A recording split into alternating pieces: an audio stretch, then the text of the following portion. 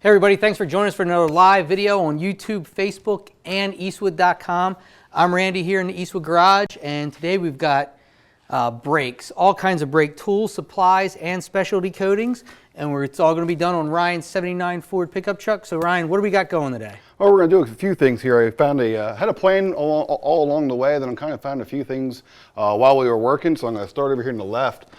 Basically, I found out one of the fittings on the wheel cylinder on this side actually was frozen, so I couldn't get it off. So I had to make up a new line, so I made a new line. I will show you how to use our turret tool over here. Then we have all of the brake hardware that I took off was obviously very rusty, very old. The brake pads were still okay, but I just cleaned everything up, and we're going to actually show you live painting with some of our detail paints. The gold CAD system? Yep. Plus all the stuff that's right here? Yeah. And the brake bleeding wrenches? Correct. So we have the Rust Encapsulator, which I used on the backing plates. Got the detail gray, the brake gray, the golden CAD. So really we're just going to show you from start to finish how this job worked out. We're going to finish up using the new three-piece bleeder set. One-man bleeder, you can get it done. It has a check valve and it works very, very well. And don't forget, as always, if you have any questions, we've got Scotty C., everybody's favorite tech advisor, sitting over here in a new location this week. So if you have any questions, Scott's here. He's going to answer them for you, or throw them back to us about any of our brake tools, coatings, any of that stuff. And also, don't forget, today only, this rolling heavy-duty tool cart you see here is 10% off. That's right, 10% off today. The heavy-duty shop cart at Eastwood.com. Really nice cart. We've been using it for a couple months in here. It holds 580 pounds. That's 200 pounds here on the top shelf, 200 pounds on the bottom shelf. And as you can see, we've got our panel beater bag and the shrinker stretcher there. So there's probably over 100 pounds on it now. And the top drawers, these two drawers each hold 30 pounds. Great for your wrenches, screwdrivers. The next one holds 50 pounds. And again, we've got some more tools in it, sockets and stuff. And the bottom drawer actually holds 70 pounds. And this is the one, we keep all of our air tools in it. We've got our impact guns and all of our impact sockets and everything in there. So really nice cart. Plus on the sides, if you can see here, it rolls really easy. On the sides here, on both sides actually, there's two layers. So you can hang all your screwdrivers, specialty tools, and like our pry bars like we have there. Plus, like I said, it's 10% off today only. And if you don't have a toolbox, this is a great buy. Or if you have a couple big toolboxes like we have around, what we did was we just put everything we're going to need in it for this job, wheel the cart right over to the truck, and now we're not spending all day walking back and forth, trying to gather up all the tools we need. So, all right, like I said, 10% off at Eastwood, but let's get back to why everybody's really here, right. And that's to see our brake tools. Exactly. All right, so I guess we'll start at the beginning, kind of go through the whole job in general, how we started this whole thing, got back up. Basically what I found was I pulled the rear drums off of it. I wanted to see how the brakes, actually the conditions were. Found out the condition was okay, but the hardware itself, especially the hold down pins, were almost rusted all the way through, so I knew I had to change those out.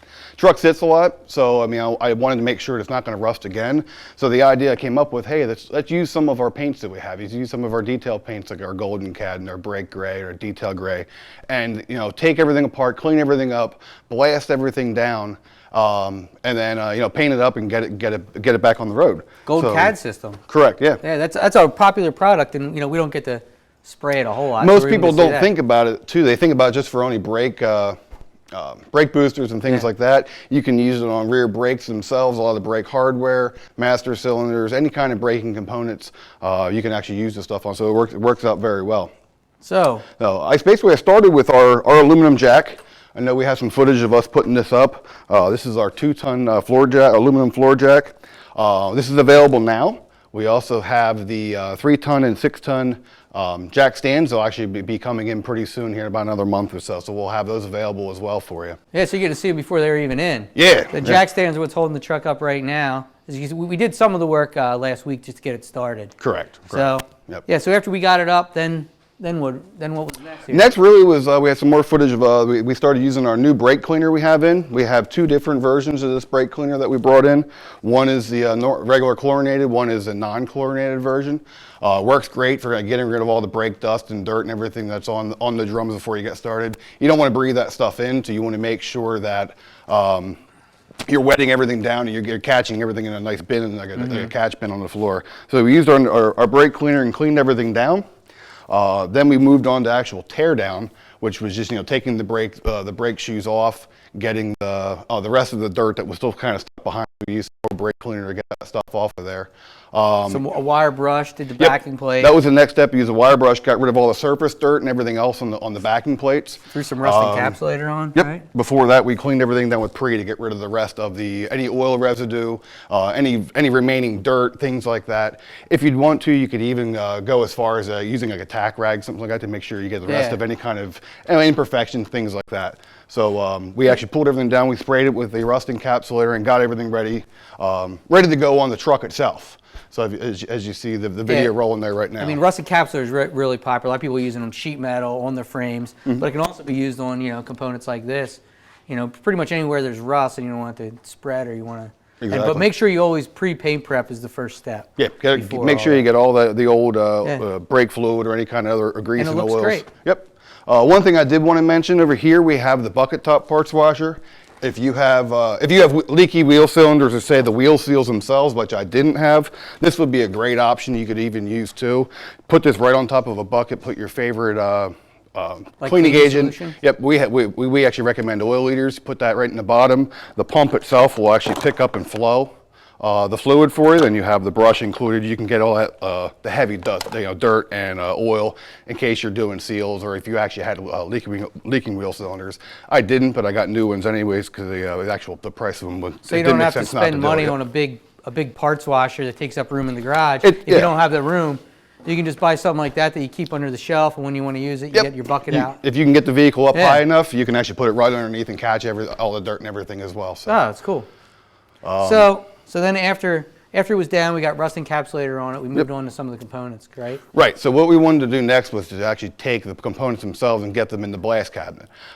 Basically the balancing bar, the brake shoes themselves, the pins for the actual wheel cylinders. Wanted to clean that all up. So we actually put them in our new modular blast cabinet.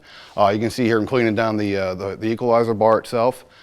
Cleaned everything up, pre'd everything down, wiped it down, got them all clean again, and then laid everything out. My new hardware I laid out to get I got all new hardware for the stuff I was reusing. So we actually went then to paint everything. So we wanted to paint it with our golden CAD system, the gray, detail grays, and all those. So if we want, we can go over and take a look at that stuff now. So we have some footage because the one side's assembled, right? So we can see what it looks like with the gold CAD system is like a 3-step process. Correct. You start with the you start by applying the gold, which you're going to see because we're going to do it live here in a couple minutes. So you just apply that, then you put on the other two, right? Step 2 and step 3, the red and the green dichromate. The red and the green, and then you end up then you end up just reassembling everything on the driver's side, and everything actually looks great. From the before and after. It's the cleanest brake job I ever did. Yeah, you almost don't want to put the wheels back on this truck so everybody can see your job. So I guess. The next step, are we going to start spraying some the gold CAD or brake gray or something? Yeah, let's do that. Okay. You grab my gloves here. These are some of our new gloves we have in stock. We got to move over to a different part of our garage. So he's getting ready here. You can see the brake gray is actually already sprayed. Yeah. I made a boo-boo. I sprayed the wrong wheel cylinder, so I went to put the wheel cylinder back on Friday and realized I sprayed the wrong one. He got a little ahead of him, but as you can see, the brake gray works great. And the one thing about brake gray, it's actually brake fluid resistant, so it's great for master cylinders. Anywhere any brake component, because you get some brake fluid on it, it's going to resist it. Plus, it's good up to 400 degrees. Over here, you're going to be spraying some detail gray. We've got all kinds of specialty paints. If you ever just go and look at our underhood paints, you're going to see stuff like this detail gray to basically replicate bare steel. And again, the gold CAD system, which we'll get to that last because that's one thing everybody really wants to see. Correct. So I guess I'll let you get started here with the detail gray. Okay.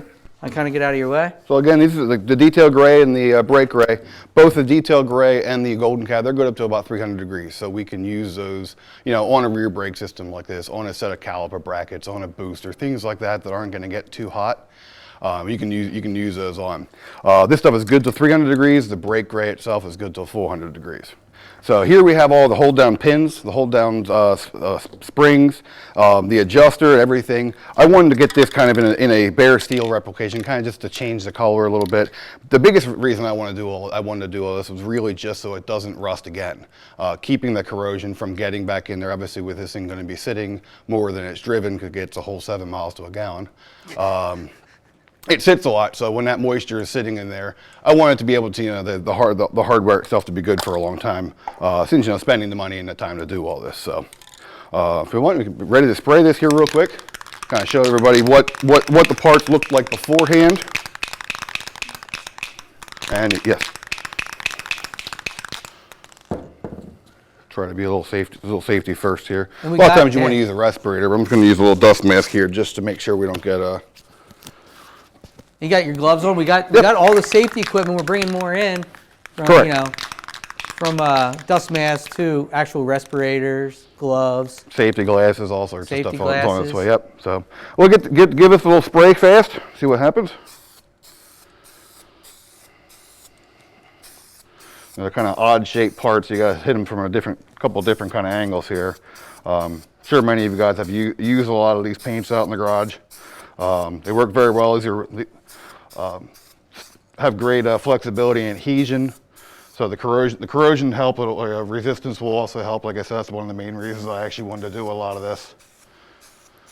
Yeah, we've got it seems like we have a paint to match about any kind of OE original look, as well as just, you know, any kind of color you want. You know, right, the gloss, the matte, satin, the flat colors. You know. Exactly. So this is a detail gray. Obviously what I'll do here, let this stuff dry, flip it over, do the other side, then we'll be ready to reinstall on the passenger side over here. Like Randy already said, finished product, it's already there. That looks great. Yeah. So that'll keep from corroding, especially with the before and after picture that we showed earlier. I can actually come closer here. We got the. Oh, how's that? Yeah, like I said, that's our brake gray. Great for any brake component, especially, and it's brake fluid resistant. So. Really good. Hopefully put this back down so we can go move over to the Gold CAD system. Right. So so basically Gold CAD's 3 parts. You got the gold base, which you put down first, which we already did here, as you can see. So that way we could spray the other 2 here live. So that's sprayed. You saw us spraying it earlier. We had some footage, and here's some parts that aren't sprayed. So we'll spray the Gold CAD on this, and we're going to have to let that sit and dry. Right. But since we sprayed this earlier, we can spray the red and the green on top of it to get the complete system. So I guess we'll put the Gold CAD on one of these, and then we'll move on to the pads.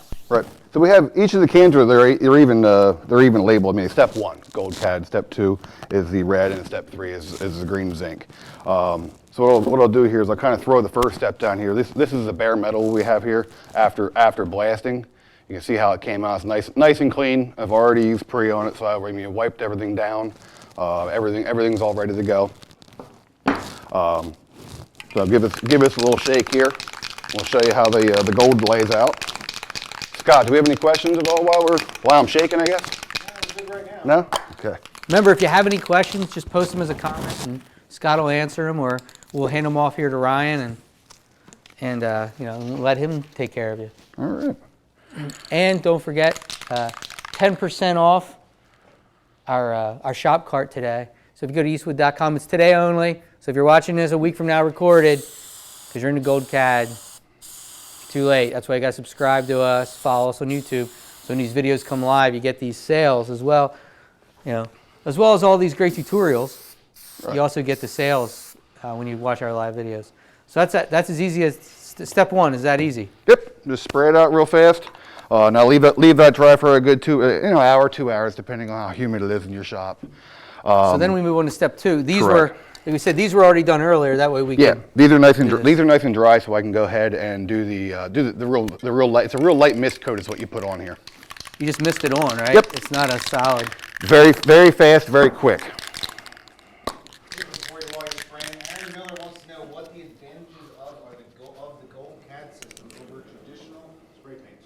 So the question was, Aaron Miller wanted to know, what is the advantage of the gold CAD system over traditional paints? I mean, a lot of it's just appearance. A lot of it is appearance, but the honest truth on this actually duplicates the OEM zinc dichromate coating. So it's duplicating what you had to start with, and it's a heavy concentration of zinc, so it helps actually with corrosion. So I mean, you could use just any kind of off-the-shelf gold paint, but for the most part, you're not going to get that corrosion protection, or it's not going to hold up the brake fluid very well. So. Not going to stump Ryan. You can type that in there. Yeah. So let's get the misting out on this and get that all done. We can move over and show you how we made a new brake line then. Yeah. After this, we're gonna flare some brakes and bleed.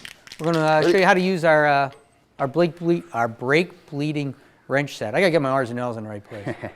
Now we're gonna dust this side real fast. It's just very, very quick. Not much at all is actually used to duplicate the actual look of this. There's two real quick passes with the red.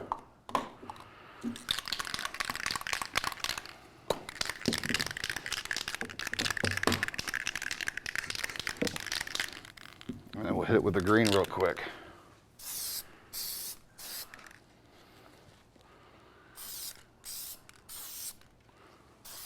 That'll be good. And if you want to come in close, I can show you. I'll flip this guy over. Gold, red, and green makes gold. Yes. You can see the kind of before and the after, and it duplicates that OEM look that you would get with the original, with the way the original brake booster itself or any other brake components that had that look would look. So those are all the detail paints we use in this job. I like the detail gray too. Yeah, it came out very well, and like I said, in the long run, it's going to keep corrosion from coming back. And then I guess when I finally need some new brake shoes eventually, I guess it'll still look good. So now you saw a lot of our specialty paints. So I guess now we're going to move on to. Are we going to flare some brake lines, or are we going to show them how you got to this point? Yep, I'm going to kind of show you. If I go a little closer.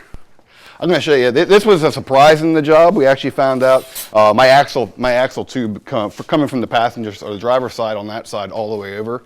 I couldn't get the nut off over here, so I actually had to. I got it out, but right now I have to replace the line before we can do anything else. And this just came up like literally. I think about 4:30 on Friday before I left. So I came in this morning and told Randy, "Hey, by the way, we're adding some stuff to this video."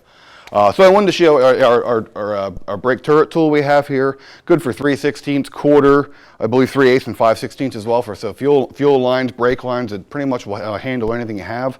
It does 45 degree single flare, double flare. Yep. But you are right. There's a 37.5 degree flare tool as well. If you're doing like specialty fittings, hydraulic fittings. Now, the way I like to start doing a line, everybody does them different. I actually use a little piece of mechanics wire.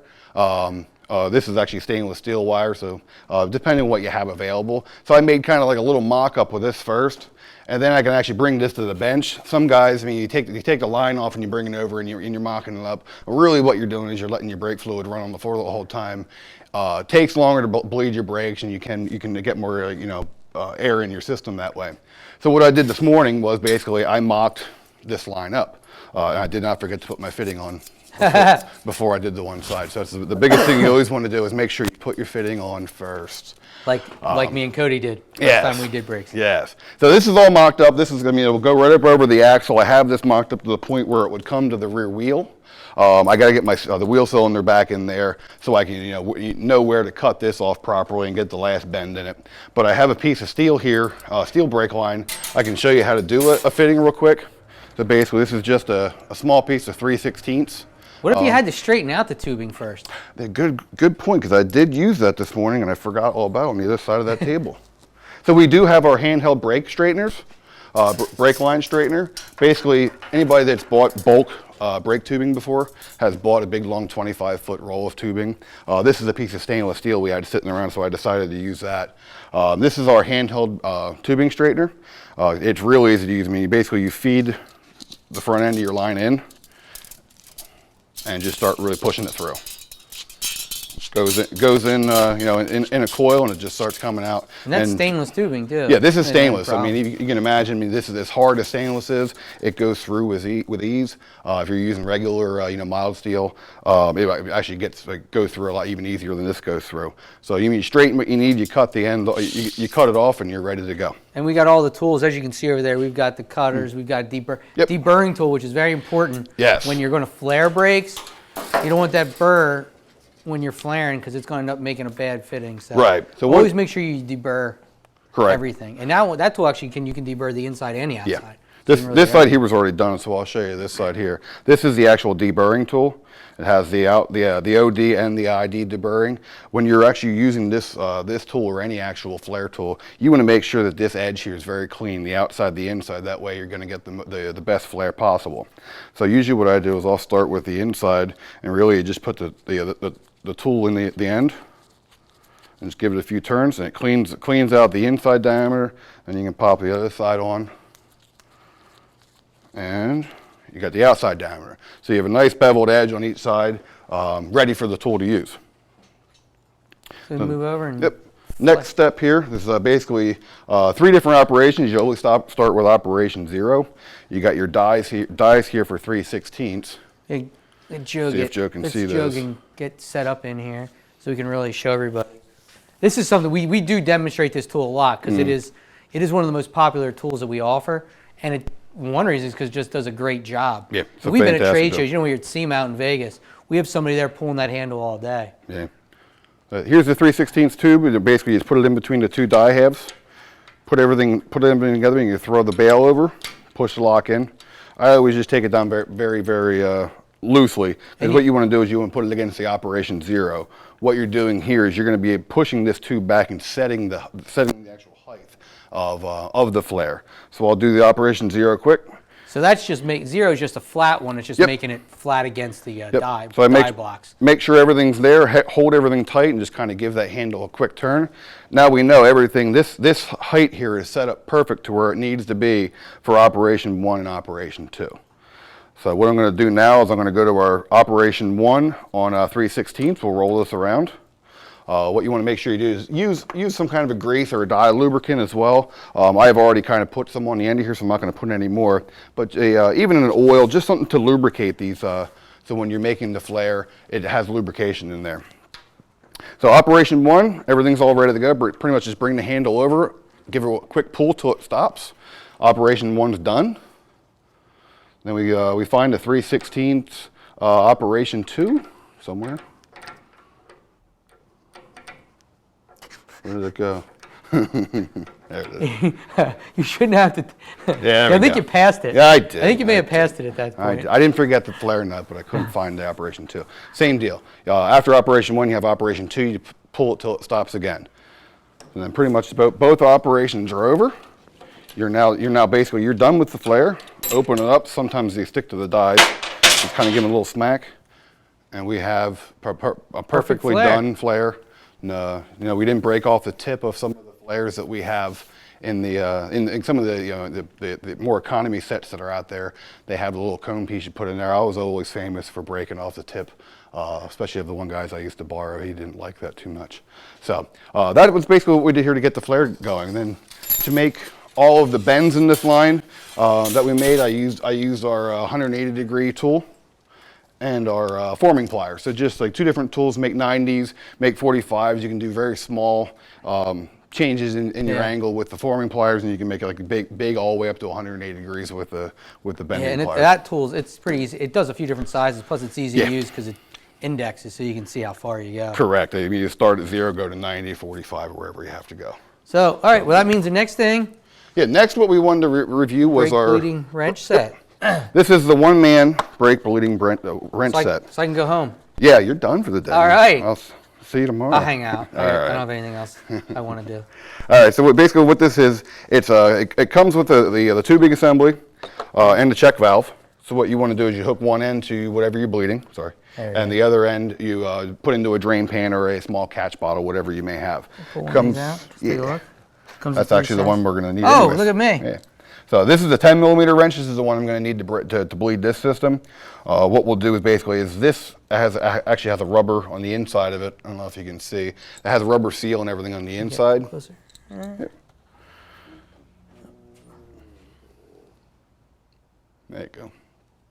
So you put that directly on the bleeder itself. You loosen it with the hose on it, and then you can go up to the brake and you can start pumping. So you don't need the second guy. You have the, you put the tool on, let the tool do the work while it's there. The check valve in this hose setup actually takes care of the opening and closing, say, of what you would normally do to bleed the system out. So for all you guys at home that are stuck, either waiting, waiting for somebody to come home if you're by yourself, or the wife's inside making dinner, or however you need, you just have to wait to get your brakes bled properly. You can now do it yourself with this guy here.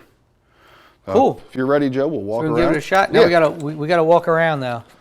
So while these guys get set up, if you're just joining us, remember you can always watch us recorded on Facebook and YouTube. If you subscribe or follow us, you'll probably be alerted when that happens. We've been going over. You want to go through, Joe? I'll let Joe go through. We went over our brake tools, flaring tools, bleeders, and all of our specialty coatings, including the Gold CAD system. And don't forget our cart here. If you're watching this live today, only 10% off our heavy-duty cart. It's our special today for this live video, which is another reason to make sure you subscribe and follow us so you can get these deals. Really great cart. If you got tools, you can store them in it, or you can use it like we did. We got a toolbox on the side. We put what we needed for the day and rolled it over to our job. So let's go check out what these guys are doing with the brake bleeding wrenches. I can't see where you're on? Okay. So we got our underhood light under here to throw a little light on the subject. But what I was saying earlier is we're going to take the wrench itself and you're going to put it right on the bleeder. So now once everything's on there, you can take the hose assembly, make sure your check valve's going in the right direction. It has an arrow right on it just to show you what the direction of the fluid. You put that right on the wrench assembly itself. So now it's sealed on both sides. I have the end of the tube is down here in a pan. What I'm going to do now is I'm just going to pop that loose so it's ready to start bleeding. Now Joe can stay right there, and hopefully if I can push this, and you'll see some air bubbles come out as we start bleeding. And the wrench, it comes with 3 wrenches, right? 8, 10, 11 millimeter? Correct, yep. So I'm going to start pushing, and you should start seeing some fluid flowing. Yeah, there it comes. So that check valve, it's doing its job by each time I'm letting off the pedal. Normally when you'd be tightening the brake bleeder, it's closing off and it's not allowing air to travel back up. And we got some air bubbles. Got some bubbles? Good.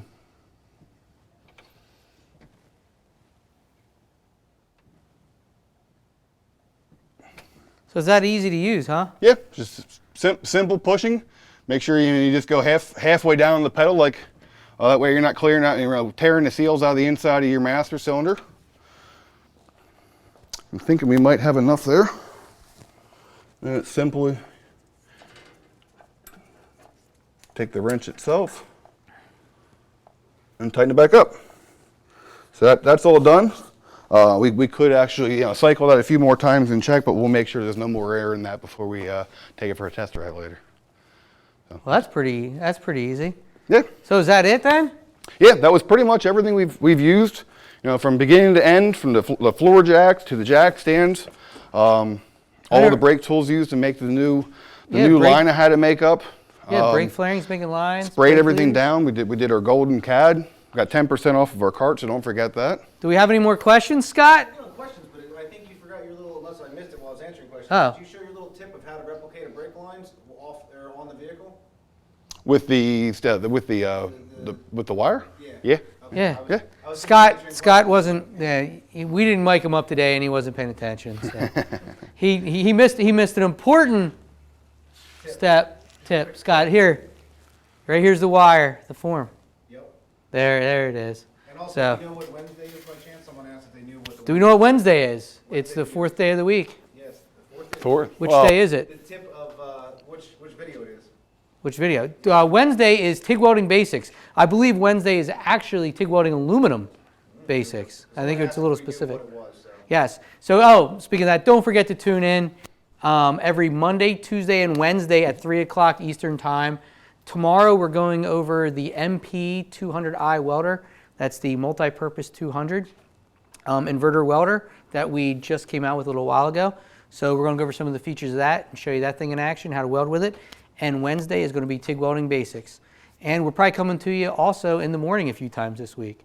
So I guess that's all. Don't forget, 10% off that cart today. Today only at eastwood.com. There should be links in YouTube and Facebook for almost every product you've seen here, as well as this cart. So, well, thanks a lot, Ryan. Love it. Thank you. I guess we got to get back to I gotta get back to work. working on this and get it out of here so we can do more videos, huh? Exactly. All right. Well, I'll see you guys tomorrow. Thank you.